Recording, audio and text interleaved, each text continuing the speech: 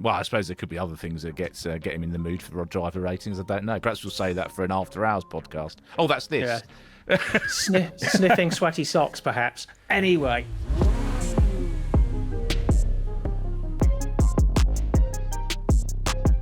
From Autosport.com and Autosport Magazine, I'm Kevin Turner, and this is the Autosport Podcast. Well, hello and welcome to the Autosport F1 Podcast. And in this episode, obviously, we're going to be taking a look at the Abu Dhabi Grand Prix that decided the 2025 World Championship. Max Verstappen took his 8th Grand Prix victory of the season from pole position, but that wasn't enough to snatch the title from Lando Norris. The McLaren driver finished third, which meant he clinched his first F1 crown by just 2 points. Norris is the 35th driver to win the World Championship and the 11th Briton to do so. And joining me to talk about the weekend are two of our F1 writers, one of whom is still out in Abu Dhabi. Stuart Codling, how are you going? It's pretty late there, isn't it? You on lots of coffee or whatever to keep you going? I've phased out of the coffee because I've got to go to bed after this because I've got to get up at ridiculous o'clock to get on a plane. And strictly speaking, I'm not actually in Abu Dhabi at the moment. I'm in Dubai because the accommodation is so absurdly expensive over there that we're in some very strange place next door to Legoland. But what I can tell you is there's plenty of cats around to keep us entertained during breakfast. I can't believe you can go all the way to Abu Dhabi and Dubai and still get cats into the podcast so incredibly early. So well done there. And joining us, but from the UK, Jake Boxall-Legge, how are you doing? Have you been following it? Obviously, Abu Dhabi events, but from here. Yeah, it's been actually quite reasonable times. I mean, especially when you compare it to Las Vegas 2 weeks ago. Yeah, that's true. This has felt very highly, as Codders would say, highly convivial. So I'm not near a Legoland, which is, I don't know, either a shame or a blessing, whichever way you want to put it. But yeah, it's been, I can't wait to get stuck into the race. Yes, well, let's get straight into that then. Let's get into the. I mean, it was all about the fight at the front, wasn't it? In the battle for the World Championship, really, understandably. And Stuart, really, Lando Norris did what he had to do, didn't he? He didn't crack under pressure, really. But first of all, before we get into the detail of that, what did you pick up on the ground? I mean, certainly on TV, it looked like incredibly emotional scenes. Norris really looked quite overcome. Obviously, had his family there as well, so quite a special atmosphere in the paddock, I imagine. Yeah, it was. And the McLaren sort of enclosure, the little building, was absolutely besieged by fans who'd got VIP passes. So it was a really, really busy paddock. Everyone really happy, everyone hoping for a little bit of a glimpse of Lando. And really, it's been such a big journey for him this entire season. Sort of he's had to pick himself up off the ground, really, with the car being difficult at the beginning of the season and then a few woes throughout. A double disqualification for the team in Las Vegas, a ridiculous pit for Argo last time out in Qatar. So I suppose it was a little bit nervous, but I think what we'll get into during the podcast and the subject of my Monday column on Autosport.com is that McLaren kind of did its utmost to ensure that there was no drama in this Grand Prix.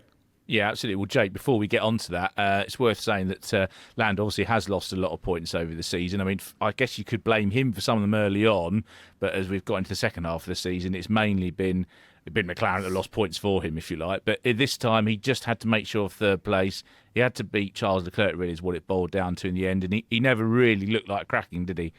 I thought it was to be fair, it was a bit of a nervy start. And I thought actually, and I'm sure we'll get into this later, I thought actually the first two sessions of qualifying were a little bit nervy from him. I think the gravity of the situation had sort of messed with him a little bit. Then he got it together and did what he needed to do in qualifying. And then at the start of the race again, slightly nervy start, but eventually he was able to kind of build himself into the race, made sure he kept Leclerc behind, which was the absolutely crucial aspect of that. And as Max said, Leclerc was driving his heart out to get a podium. I'm sure that he didn't want to necessarily have too much of an effect on the title race, but at the same time, Ferrari's got to do what's best for Ferrari. Leclerc wanted that podium. But yeah, I think you have to look at the race as a whole and say, actually, he acquitted himself very, very well in the situation.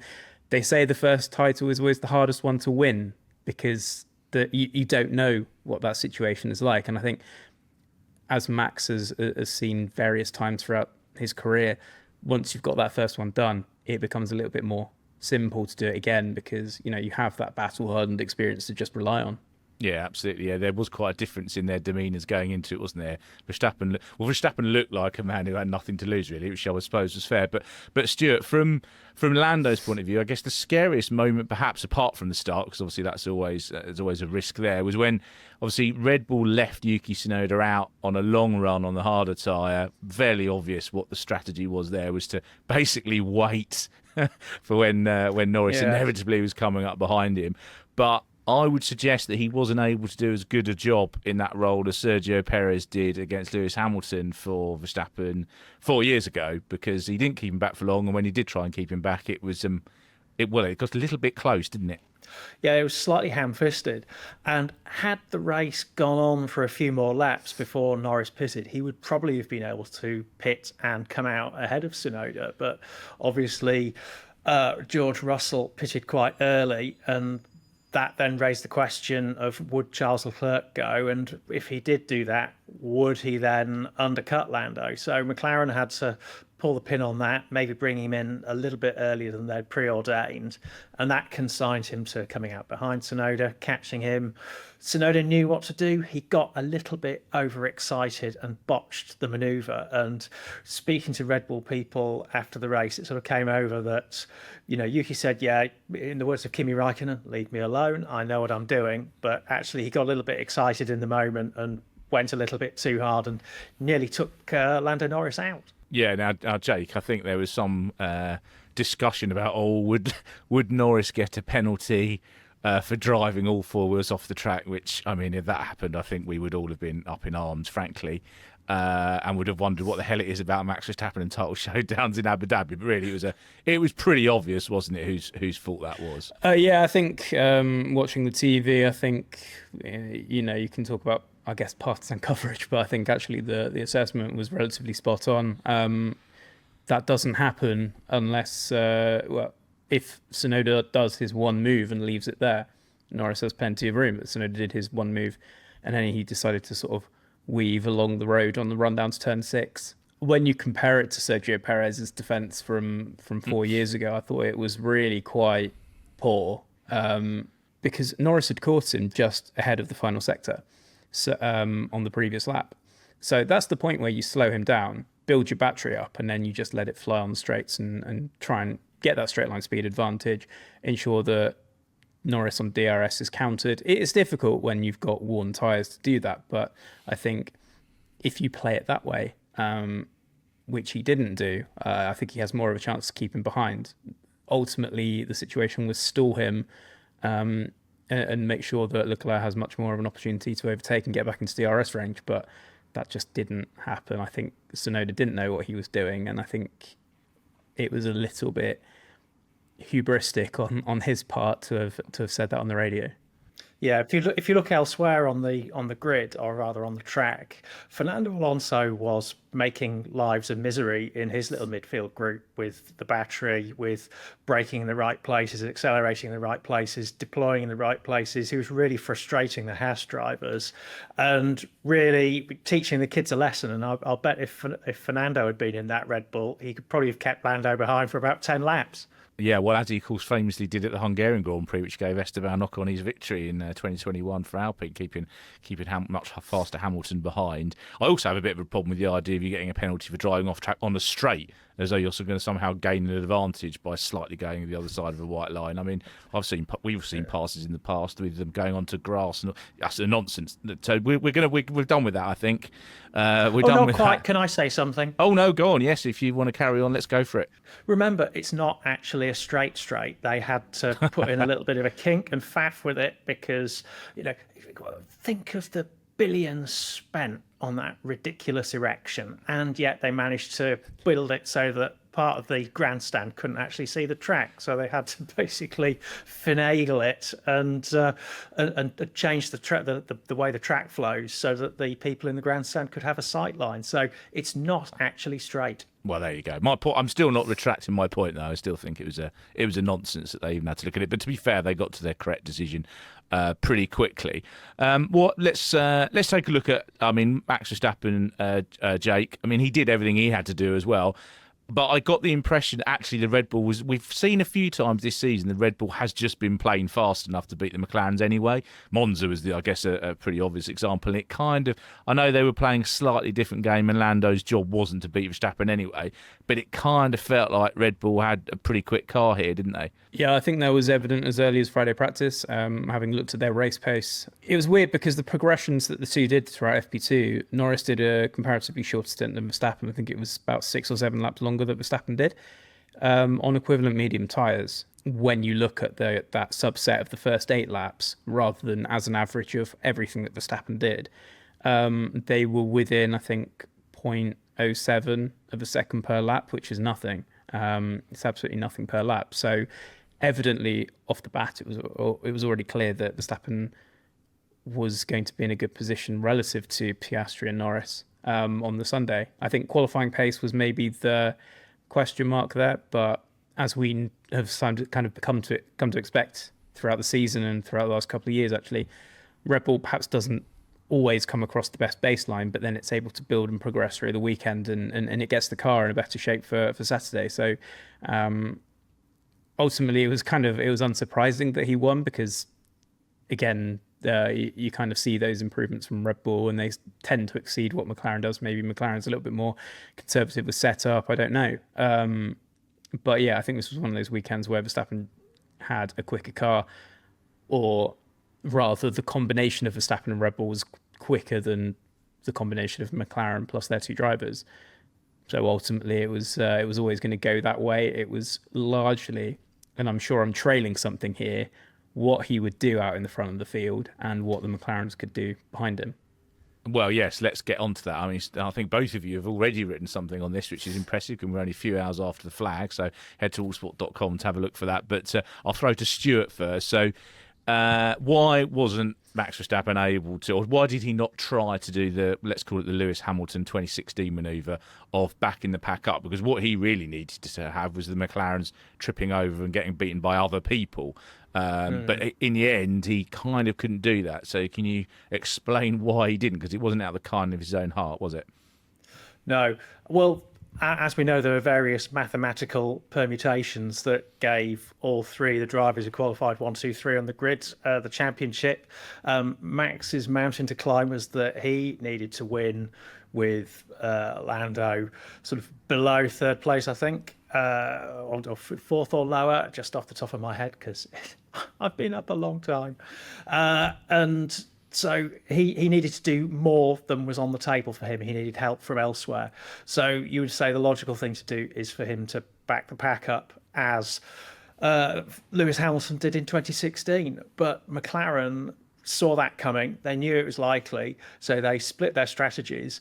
And also the particular mountain that Oscar Piastri had to climb in order to play himself into greater mathematical contention to win the championship, he had to win this race. So the logical thing to do was to put him on what McLaren felt to be the best race tyre, which was the hard compound. They'd save 2 for each driver and just basically say to Oscar, okay, right, you just put Verstappen under pressure, try and get him if you can. And according to team boss Andrea Stella, the overtake Oscar on Lando on lap 1 was, if not ordered, it was discussed. All the possible permutations were put out on the table, and Norris said, okay, that's fine, this can happen, I don't mind. And it was agreed that they could overtake on the first lap, provided they didn't hit each other. So you can see on that move into turn 9 that Norris didn't fight it when Piastri went around the outside. It was all part of just sapping the drama. And then from there, Norris was able to manage his pace, drive to his target lap times, just maybe try and push it a little bit to stay ahead of Leclerc, while Piastri put Verstappen under pressure. And then because Piastri was on the harder tyre and could go longer into the race, that meant that Verstappen couldn't just let him cruise up behind him, because that would put him at potential disadvantage if there was a safety car. Which, of course, never came, which I must admit the last few laps I was very much hoping that Highly we weren't going to have a Williams in the wall creating a safety car. But fortunately, both Albon and Sainz were able to get their Williamses on the road. So, but Jake, I mean, looking at the Piastri's race, From afar, to me, it looked like he didn't really have the pace. He didn't really have the pace when he was left on clean air with the hard tyre at the end of his stint. And he didn't really have... Okay, he was quicker than Max Verstappen in that last stint on the medium tyre coming back at him, but Lando was catching him anyway. So it felt a bit like Piastri didn't really have the pace again this weekend, but you've given him...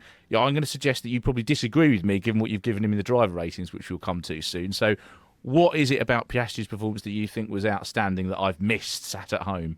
Well, I think every time I'm looking at driver ratings, I'm always looking at what kind of the ultimate pace is going to be. And as we've kind of already discussed, I think the car-driver combination, maybe it wasn't ever going to match Verstappen and Red Bull. However, I think when you look at Piastri's weekend as a whole, you can look at qualifying and go, well, he qualified behind Lando, but that was just kind of that was a hair's breadth really between them. There was really nothing there. When you look at the race itself, I think what Piastri had to do, he did it. I think again it's a case of the situation in Qatar where McLaren maybe underestimated the amount of pace that Verstappen had, being given a target lap, being told what pace to run at in order to catch Verstappen at X, Y, Z point. And Piastri couldn't necessarily do that. I think GP came over the radio actually to tell Max, he needs 1.5 seconds a lap on you to get to you at the end of the race. And that realistically wasn't going to happen because Verstappen still had decent life in his tyres. But do I think that Piastri got everything out of the weekend that he probably could have done? Yes, I do. I don't think that there was too much more available to him. I think that opening hard tyre stint was very, very strong. And he did what he needed to do, and he did what Norris needed him to do, which was push Verstappen all the way, get him to use up those medium tyres, but ultimately extend the pack at the front and completely nullify the effect that Verstappen was going to do any hold-up play, because he couldn't afford to lose the lead to Piastri. So it was just essentially posing a threat and seeing what came of it. And I think that was basically what he could do and what he managed to do. And yes, he was getting closer, but was ultimately too far away at the end. But when you caveat it with the timing of the pit stop as well, it wasn't ideally timed for Piastri because he had to wait an extra lap for Norris to go and do his second stop.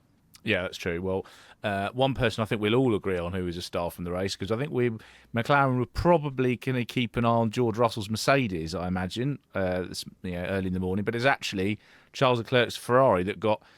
You could tell on the pit wall they were a little bit concerned, especially in the first stint, quite how close the Ferrari was to Lando Norris. He was in his DRS range quite a bit. So, Stuart, this was another brilliant Leclerc performance, was in a Ferrari that didn't look like it was going to be a challenger, and then it was kind of he did fall away in the end, but he kept it up there a long time.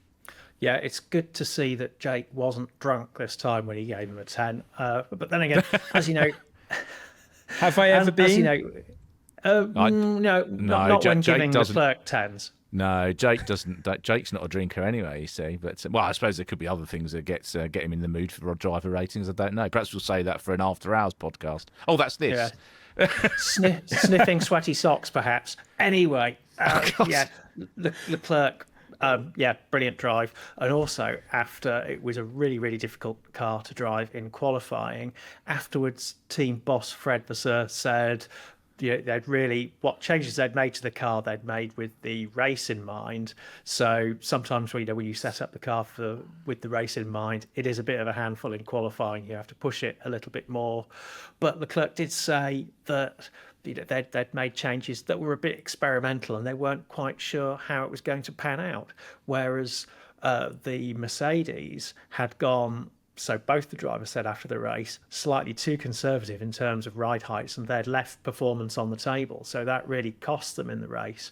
But certainly Leclerc brought everything that car had and really, really made the McLaren pit wall sweat. So probably they were worried almost a little bit more about what Leclerc could do than Verstappen could do at certain points. Yeah, absolutely. Yeah, especially on the Norris side of the garage, anyway. But Jake, I mean, looking at the results, having said that was an outstanding performance in Leclerc, Ferrari have ended up fourth in the Constructors' Championship in a ground effect era. They started contending with Red Bull for the championship in 2022. And George Russell, who's been one of the stars of the season, 48.5 seconds behind Max Verstappen's winning Red Bull. So do we think it's probably fair to say that both Ferrari and Mercedes will not be sorry to see the back of this rule set, and they've got to be looking for hopefully a bit of a boost with the new rules? Well, I think, funnily enough, the last two races I did were Brazil and Qatar, and in both of those races, Mercedes head of trackside engineering Andrew Shovlin was put up for the usual tech interviews that we get on Fridays, and on both occasions he was very open that Mercedes was very much looking forward to the end of these regulations. Toto Wolff then said that himself after this weekend. So yeah, naturally, when you look at the progression of the team, I think the assessment that George Russell made on Thursday was very much correct, in that Red Bull and to a certain degree Ferrari had started well ahead of the opposition, but there were two mitigating factors. Red Bull had weight and Ferrari had porpoising, and one was a lot easier to fix than the other.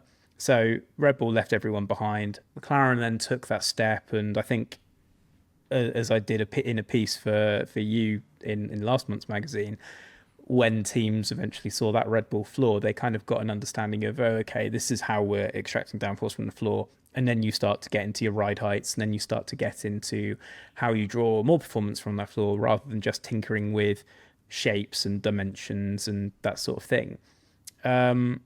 This is something that Mercedes has never really truly got a handle on, and if it has, then it's always been 6 to 8 months behind everybody else, and they've never really caught up.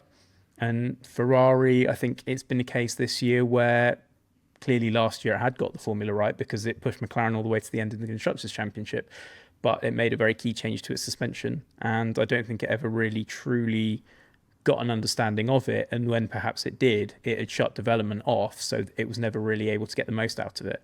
So it's two very different reasons for these teams struggling, particularly at the end of this ground effect era. Obviously, Mercedes did make a big step forward this season, but I think it's just been too temperamental a car, and I think they're just looking forward to having something a little bit more aerodynamically conventional. Obviously, we do have active aerodynamics next year, but the rest of the aerodynamics, as it were, is a little bit of a step back towards what we had before, pre-2022.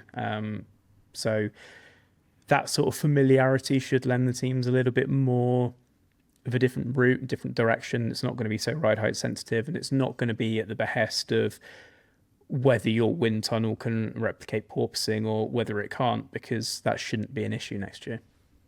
Yeah, well, I'm sure they're hoping for a fresh start, as you said. But another team looking for, with probably a bit more hope to 2026, would be Aston Martin, who've generally been a little bit anonymous the last few races. But Stuart, Fernando Alonso, who obviously had his Weetabix this morning, other breakfast cereals and foodstuffs are available. And he finished sixth with Esteban Ocon and Lewis Hamilton not far behind. So how did he manage that? Because we didn't really get to see an awful lot of it on the TV feed for obvious reasons. Well, yeah, it was all down to a feisty start. So he overtook George Russell at the start. Absolute rocket ship. One that I don't think the TV coverage, with all its many angles, was actually anticipating, because they really didn't get any of it. But then basically he dug in and he played tunes with, from all his experience of being stuck behind Vitaly Petrov 15 years ago, he just played tunes. So he even after he'd stopped, he was just able to keep a queue of traffic behind him and just frustrate them. And it really was quite amusing to see. I had my driver tracker on, and as the TV cameras were focusing on the battle up front, naturally, you just saw this veritable conga line of traffic behind Alonso, unable to do anything about him. And there was one point when it got close to his pit stops, he randomly just found an extra gear and drove away from them. So I was scribbling in my notebook going, what on earth is Alonso doing? Because it was actually messing around slightly with the pit windows that the leaders might have been looking to go into. And usually when you have one driver who's backing up the pack, that creates a comfortable window that people up front can maybe go into. But when the person who's been bottling them up all of a sudden makes a break for it, that just confuses things. So yeah, it was quite funny. And when I put it to their head of trackside engineering, Mike Crack, that Fernando had been sort of teaching the kids a lesson about racing, he said, well, yes, us too, it has to be said. Brilliant. He's so good to have on the grid, isn't he, Fernando Alonso, when he's in the mood. Let's get on to driver racing and have a look at what Jake's done. So you can go to allsport.com plus to read all 20 drivers and how Jake raced them over the whole weekend. But we're going to pick out, as usual on the podcast, the top 5 and the bottom 5. I guess the top 5 is perhaps not really all that surprising given what we've discussed so far, but we've actually neatly got 5 drivers on 9 or 10. So battling it out for 4th would be Esteban Ocon, who finished 7th in the Haas, and Lando Norris, who, as you may have gathered by now, finished 3rd to win the World Championship. So, come on, Jake, who are you going to pick out? Surely it's got to be Lando, hasn't it? What more could he have? What more were you expecting from him this weekend? I guess you're surprised that I gave him a 9, not 10. I'm surprised that he's got a 9 and Piastri's got a 10. I'd have probably given them both 9 if it was up to me, because I think if Lando had to overtake Piastri at the end of that race for the championship, I think he would have done, given the pace he had. But we'll never know. I could be completely wrong.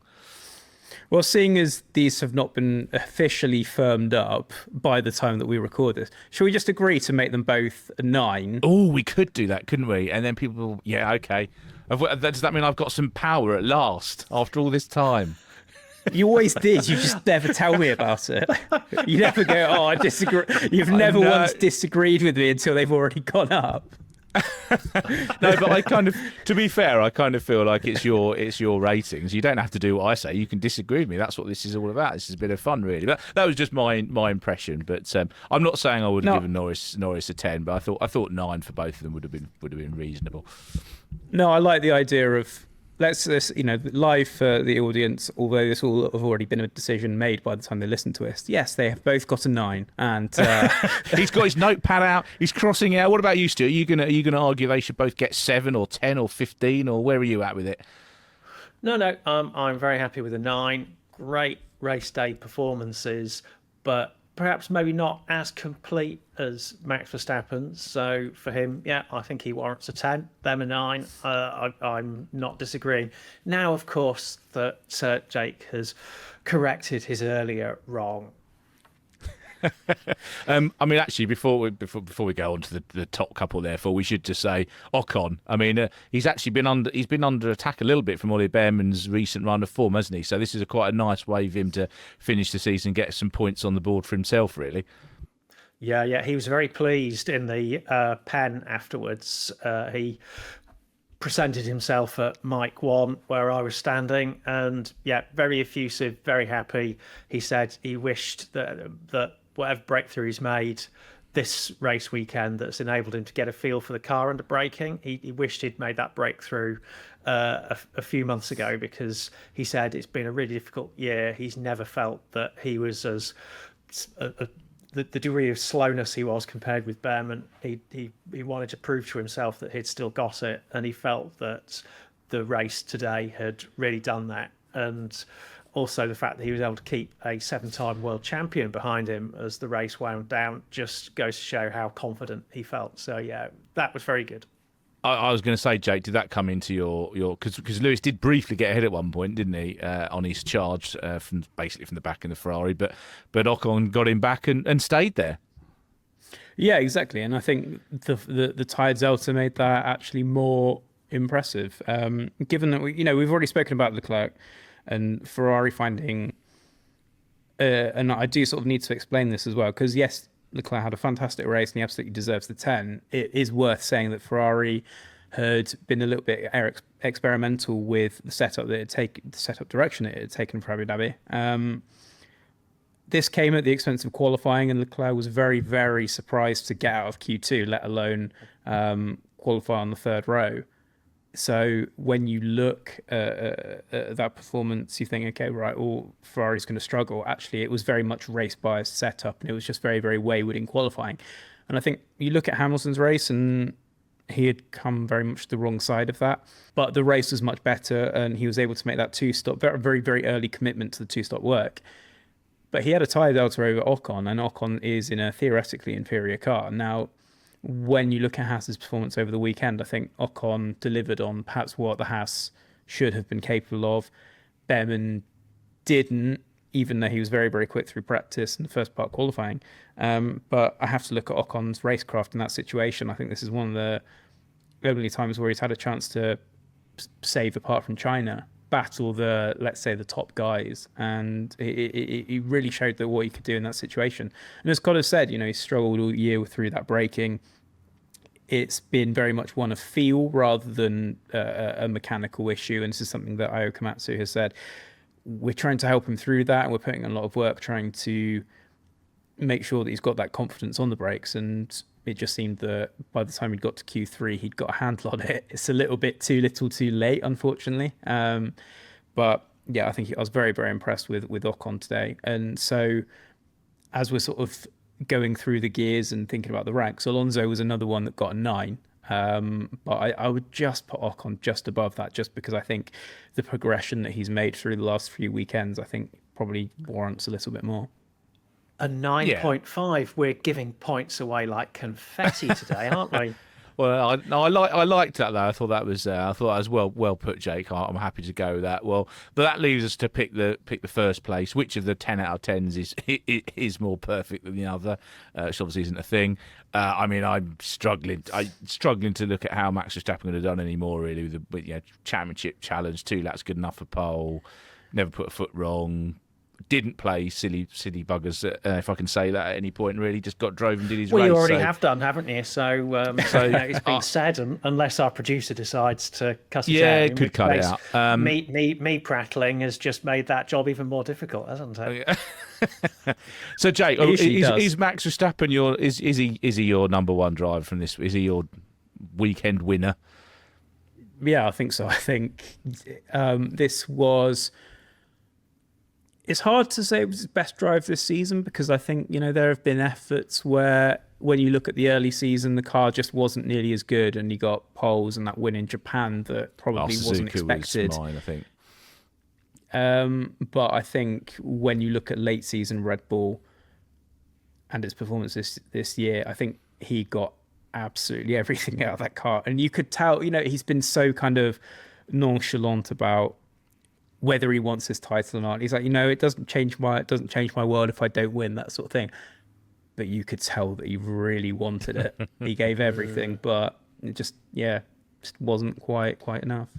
Yeah, today felt like a culmination of Red Bull's recovery, really. It's like if they were carrying on with this rule set into 26, you'd be like, yeah, they're going to win it again next year. But obviously we've got everything thrown up in the air. So, I'm not really sure what to expect. Well, let's take a look at your bottom 5 then. Now, we've got 4 drivers on 5 out of 10, or at least we'd have at the time of recording. Maybe you'll change it all, you see, which should be fair enough given the timelines involved. But we've got Liam Lawson, Andrea Kimi Antonelli, Alex Albon, and Ollie Behrman all on 5. We've got one driver that's worse than that, which we'll come to in a moment. I know that 5 out of 10 is a very sort of average rating. So is there anyone you want to particularly pick on of those 4 that you were disappointed by? I think Antonelli is probably the least worst 5 for reasons that we've discussed. Where the least worst 5. Yeah. Okay, I think I'm with you. Good name for a band. Okay. Yeah, especially if there were 4 of you. Oh no, that's very bad. We had the same gag at the same time. Oh, my career is over. Oh dear. Jazz fusion quartet. Right. Yes. Anyway, so the least bad 5 is Antonelli. Yeah.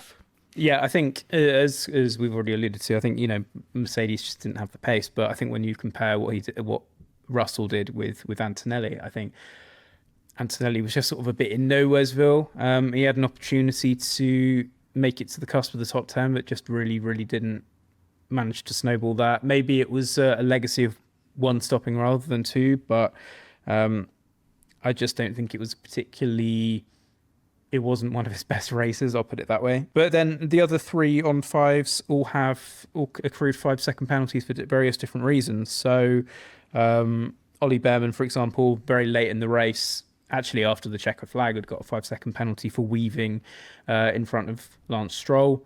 Lance Stroll had already received a penalty for weaving in front of Ollie Behrman whilst they were scrapping over 9th and 10th. The net result of that being that both of them were overtaken, in the final standings, moved below Nico Hülkenberg, who got points out of it, so he was quite happy about that. For not weaving. Well done, Nico. Yeah. Yeah, he drove normally and got some Drove points. in a straight line, which is traditionally the fastest way between 2 points. Do you know that absolutely bamboozled us in the pen, because in order to stake out my spot alongside the other early turners up, there's some people who actually go to the pen before the start of the race, which I find borderline psychotic. In order to actually stand within arm's reach of getting my phone anywhere near the driver's mouth, I have to pop down there about 8 or 9 laps behind the end, towards the end. So I was amazed to see the progress of Nico Hülkenberg through the field as he just overtook driver after driver in pursuit of that final points position. And actually, when he appeared in the pen at the end, he thought he'd finished outside the top 10 because he hadn't seen those penalties.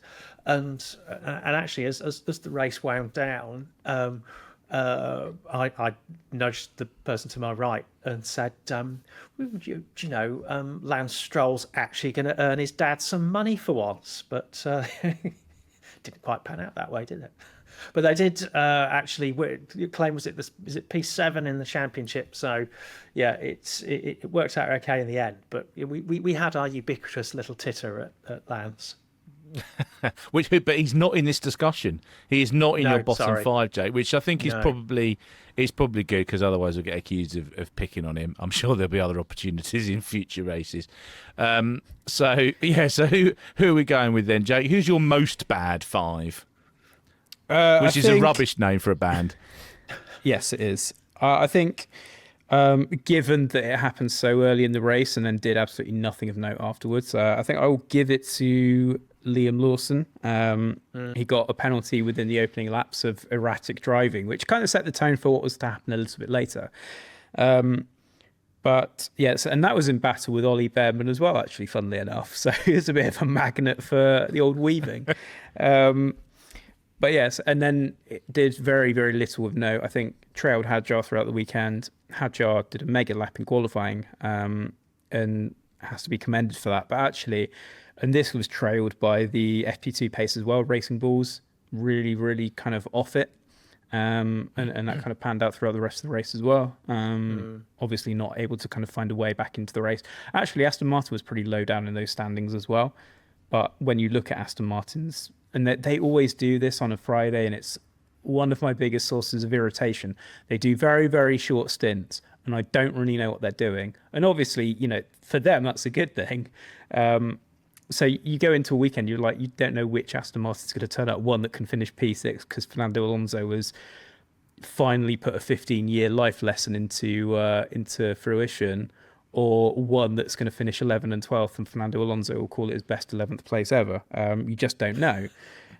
We should be clear that Jake obviously has to do the Friday free practice assessment, which is why he finds Aston Martin's short runs, because it gives him less data to go on. He's not just picking on Aston Martin for no reason. There is a genuine thought behind that. But we weren't talking about the wooden spoon winner. The wooden spoon winner, 4 out of 10. The only one on 4 out of 10 is Yuki Tsunoda. We've already talked about his defence, if that's the right word, against Lando Norris, but I mean, also the pace, I guess, Jake. I mean, I'm looking at the results. He's 1 minute and 24 seconds behind his race-winning teammate. Okay, I know he wasn't on the optimum strategy, and it wasn't exactly a race that he was being given by the team to try and finish hard. That wasn't really his role today. But I'm still not convinced that getting rid of him is the right move for next year. But it's hard to defend quite how far off he's been, I suppose.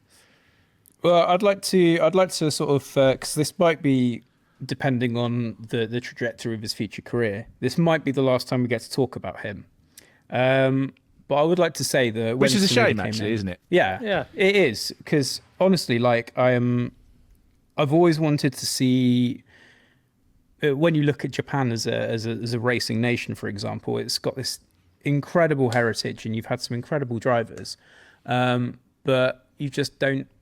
I think other than maybe Kamui Kobayashi in recent years, there's been very, very few that have got the opportunities at the kind of top end of the grid. And even Kobayashi was in a midfield team. He was just able to get he was in that Sauber that blew very, very hot and gold. And so you saw Tsunoda get that opportunity in the Red Bull, and you thought, great, here's an opportunity for a genuinely talented Japanese driver to finally get that first F1 win for a Japanese driver. And I think that's kind of something that a lot of people, especially, again, I speak out the racing heritage, the manufacturers that have been in Formula One, it's been such a big part of F1 history, and you kind of think it's probably about time, but it just hasn't worked. And I think when you look at how Yuki started the season as well, super, super impressive. And this is something that he picked up on a little bit later, in that he regretted not having the opportunity to drive that Racing Bulls car through the season, because he said it was a very, very good car and he really got on well with it. He got a little bit overconfident and he thought, I could go into Red Bull and do a better job than Leland Lawson.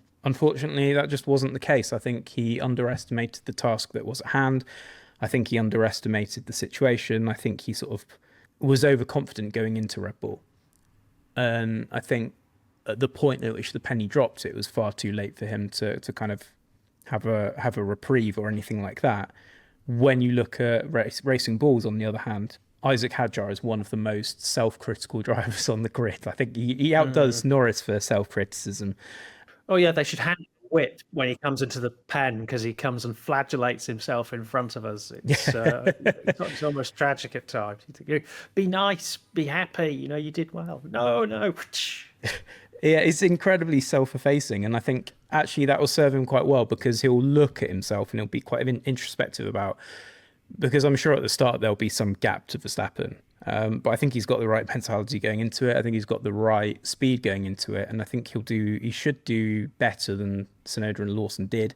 I think they were guilty of being overconfident and were eviscerated once they walked into the lion's den. But it's a shame, because I think Tsunoda is a cracking driver. I think he's brilliant. Ultimately, the confidence dropped, and so have his performances this year. And ultimately, he's just not been good enough. Yeah, let's hope he's able to have a professional career moving forward, even if it's not in F1, because I agree with everything you said there, Jake. I think he's a bit of a loss, really. It's kind of the right place at the wrong time, I think. I can imagine if the next generation of Red Bull is a bit more normal, and then Hadjar can get close, you'll then wonder, could Tsunoda actually have done it just as well if he'd been here now? So, and also, of course, a very strong domestic scene in Japan. Which is probably a little bit of a hidden gem over in Europe, but actually Super Formula, Super GT, fantastic as well. So it is remarkable they don't have a World Championship Grand Prix win to their name. But so Max Verstappen at the top of our ratings and Yuki Tsunoda at the bottom. But we take no joy in what could be, of course, Tsunoda's last Grand Prix. Right, on the limiter, which I'm not sure, again, a couple of times I'm not sure if I've had enough of a rant. Be sure I will rant when I feel sufficiently motivated to do so. There wasn't anything I particularly wanted to rant about, but I think it's perhaps more of a question to both of you, which is we've kind of seen the end of an era, and I don't mean Max Verstappen winning the World Championship, because I suspect he's going to do that again. I mean the rules, so we've talked a little bit about the ground effect era going, but going with that is DRS. So DRS is going, ground effect rules. Jake, I suppose I should come to you first, because you've done a lot of work on this recently. Obviously, the idea was to improve overtaking, which I think it did do to start with. I think we've actually had some decent races during this rule set. We've also had some boring ones, but I think that's always been the case. So do you think it's a success or a failure, the ground effect era? And are you sorry to see DRS go or not? Sort of two-pronged question there. I think at the start, yes, it was a success, because they hadn't the rules hadn't had a chance to kind of bed in at that particular point, and largely the aerodynamic furniture was doing what Formula One's team of engineers and aerodynamicists had expected it to do. But it's not in the remit of Formula One aerodynamicists and designers at teams to make cars that, retain a certain downforce level for the car behind. That's just not something they care about. They care about making the car quicker. And unfortunately, these two things aren't missable. The solutions that you need aerodynamically from the car, that you need to, let's say, for example, when you look at the rear wing, you had that kind of looping transition from the end plate to the top two planes. That was there to get rid of the big vortices that are being shed off the back of the car and creating a load of dirty air. But the thing is, the engineers needed to create some kind of almost a virtual end plate to get that top plane working a little bit better, to get that interaction with the weight from the diffuser larger to produce more suction from the underbody, in sort of very basic terms. And so that's just going to create more dirty air behind you. And unfortunately, you kind of have a situation where you just end up with the car getting worse and worse for racing. We did see that last year, and we've seen a continuation of that this year. I think the cars are sort of, I would say, quite, compared to, I guess, the previous rule set, I would say they're sort of quite good-looking cars. They're massive and they're heavy as well, which is another thing that the drivers have complained about. And I think as a driving experience, none of the drivers have particularly enjoyed them because they're just so stiff and they just run so low that it just hurts to drive them. They're just bouncing around all the time and there's no kind of damping impact whatsoever. So I think it was introduced for the right reasons, but I think the effect has just been diluted to a point where you need something else. You need a different direction aerodynamically to try something else, because we've kind of we've peaked with what these cars can do, and it was only going to get worse from here on in. Now, Stuart, in the cool-down room before Lando Norris arrived, there was quite an interesting moment where Oscar Piastri basically went, "I'm looking forward to not getting in these cars again." At which point Max Verstappen went, "Yeah, well, let's see what we get next year." Which kind of sums it up rather well, doesn't it? Because we probably won't fully assess this rule set until we know whether we like what's coming next more or less. Is that do you think that's fair? What's the general feeling? Is everyone kind of a bit anxious about next year, or are they just thinking anything but this, basically? I think there's an element of both, because there's definitely everyone, certainly among the driver contingent that we've spoken to, are very happy to see the back of this generation of cars because, as Jake said, they're heavy, they're needlessly difficult to drive, they're unpleasant, you just get bounced around. Max Verstappen said, his back's falling apart. The osteopaths have done very well out of the current generation of ground effect cars, and it's a classic case of unintended consequences, where even with all the research that had been expended on this generation of cars, we still had unintended consequences in terms of the bouncing, the fact that they have to be run so close to the ground that it compromises the ride quality, and the overtaking has disappeared as performance convergence has kicked in. There is an argument to say that the sliding scale of aero development, where the top teams have less time in the tunnel or less processing capacity to evaluate new ideas, the bottom ones have more. There's an argument to say that has contributed to the performance convergence, which was the point of it, but the unintended consequence of that is harder to overtake. And of course, we still have DRS, which, if you recall, those of you who are in short trousers in 2021 and have long memories will recall that we were promised the end of DRS, and yet here we are only just getting rid of it. So yes, no one particularly sad to bid goodbye to this generation of cars, but there is a lot of I'm not sure fear is the right word, but there's a certain concern level that basically it's the next generation of cars has not been thought through properly, and here we are weeks away from the cars being unveiled, and they're still tinkering with the rule set. There's still some fiddling around in the margins, lots of hand wringing behind the scenes about how the performance is going to be explained to viewers on TV, how we watching it are going to understand what's happening, because there's all sorts of electronic gimcrackery going to be going on. My suggestion is that they play the Knight Rider theme when the cars deploy straight line mode. Oh, I love the Knight Rider theme. I was playing to my kids the other day. Imagine that. The driver presses the button, the car goes quicker. You hear Pursuit mode. Wasn't it called? Yes, I think Pursuit mode. Pursuit mode. That's the one. Perhaps even David Hasselhoff could be persuaded to wave the flag for the first race. But see, now my suggestion was going to be even older, which was it worked pretty well for F1 when they just decided in, I think, November the year before to get rid of ground effects and go flat bottoms the first time. So maybe they need to do a big curveball like that, because that created a crazy season that was unpredictable. So no, I'm not suggesting that. I think we need to get on top of things, don't we, a bit more. But I would just agree with Jake's point that some of the cars actually this rule set have been better looking, especially the Ferraris. I know it's a bit of a cliche, but some of the Ferraris have looked, I think, quite nice during the ground effect here. A shame they didn't quite get the job done in terms of a championship. Well, I think that's probably it for our Abu Dhabi review, given that we've gone way off piste as usual. Thanks very much for joining us for this episode of the Autosport F1 podcast. We will be back soon with our full F1 season review and our top 50 drivers of 2025, where we make everyone angry, including ourselves, so that'll be good fun. From Stuart Codling, Boxall-Legge and me, Kevin Turner, it's goodbye for now.